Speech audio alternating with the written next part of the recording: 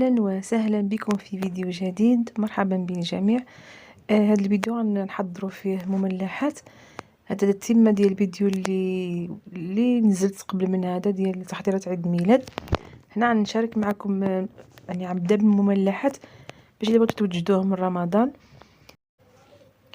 الا بغيتوا تشوفوا المملحات اللي عندي يعني انا سبق اللي حضرتهم، غنخلي لكم الرابط في صندوق الوصف، وترجعوا الفيديوهات القدام راه عندي فيهم هاد المملحات. وبالنسبه للمملحات اللي ما شاركتش معكم الصراحه هما ديك الفرادة بالبيشاميل والكروكيطات. هادو ان شاء الله فيديوهات قادمه غنشاركهم معكم.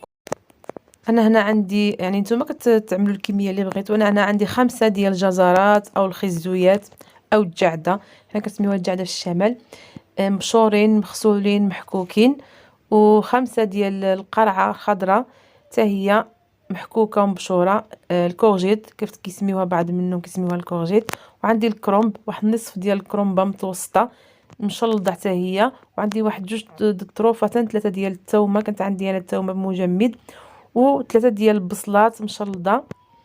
البصله بيضاء اللي واستعملت واحد 4 البصله الخضاريه حتى هي كانت عندي. يمكن لك تستعمل واحد النوع ماشي مشكل. صافي هنا ندوزو باش غادي نعملوا المقيله ديالنا على البوطه. غادي نعمل فيها شويه ديال الزيت بلديه او زيت الزيتون، نخليوها تسخن شويه، وغادي نزيدو عليها الكرومب باش يتشحر شويه وتيهبط في يعني حتى كيطيب شويه، لانه هو كياخذ الوقت. غيدبان لينا شويه تيطيح بهذه الطريقه هذه بحال اللي كتشوفوا في الفيديو. كنحاول نسرع البنات باش يجيش الفيديو طويل، لانني يعني انا عملت 3 ديال الوصفات ديال في هذا الفيديو هذا. دونك هنا غادي نزيد الخزو او الجعده اللي مبشوره، غنزيد عليها القرعه حتى هي، غنخليهم كيتشحروا. نسيت ما قلت لكم شي البصله زدتها مع الكرنب حتى هي زدتها في الاول يطيبوا مع بعضياتهم.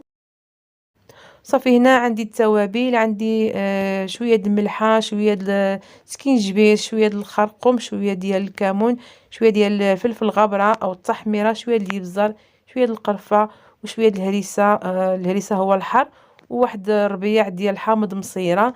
هنا عندي القزبر يابس مطحون، عندي الصوجه 2 معالق الصوجه، وغنستعملوا التوابل ديال الشاورما. كيجي مزيون فيهم المذاق البنات في هاد الخضر. صافي بالنسبه للخضره راه كخليناها يعني كتدبل. دابا غادي نزيدوا لها هاد العطريه، غنزيدوا هاد التوابل كامله.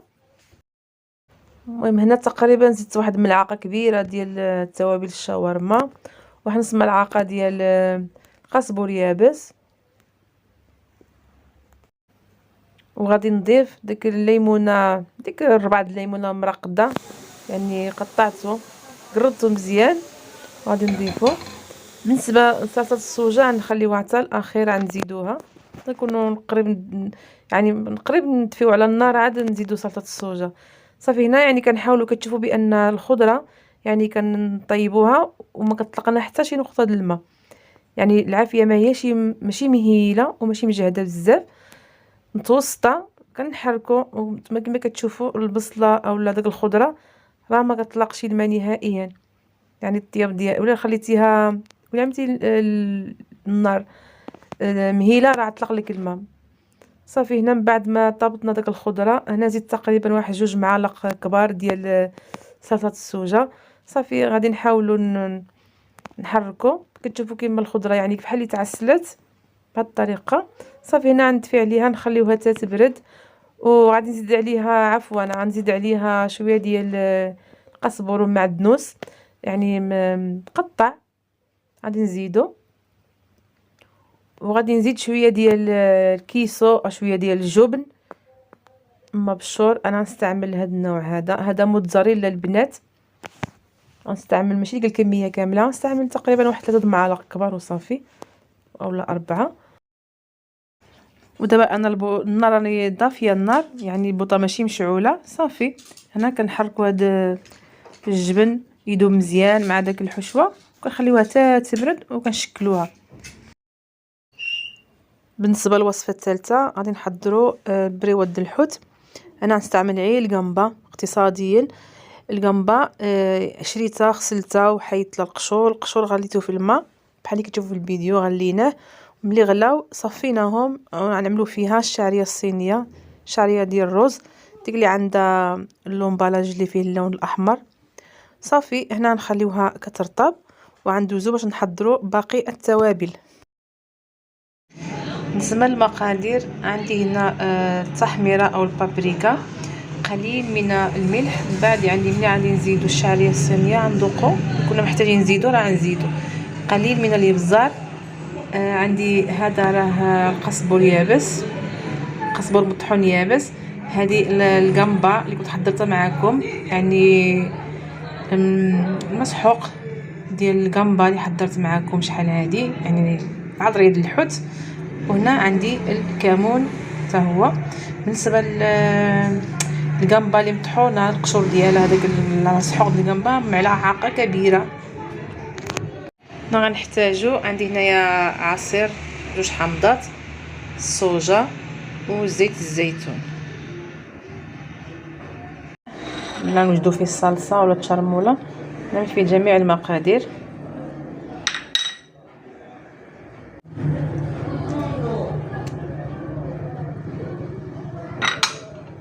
غادي نزيدو داك العصير ديال الحامضه تقريبا 2 معالق ديال زيت الزيتون.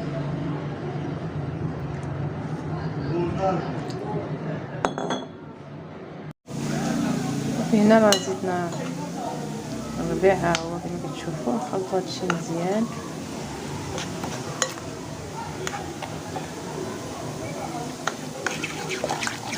واحد الريحه طالعه منهم البنات، واو.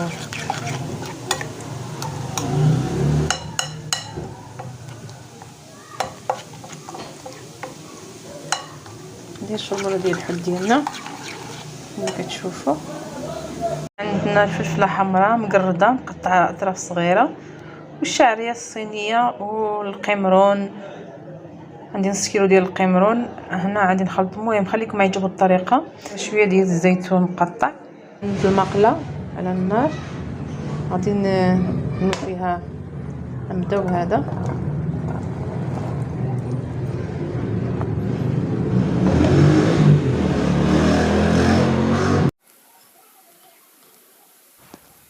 هنا شحرنا الفلفله، غنزيد لها شويه الشرموله اللي وجدنا.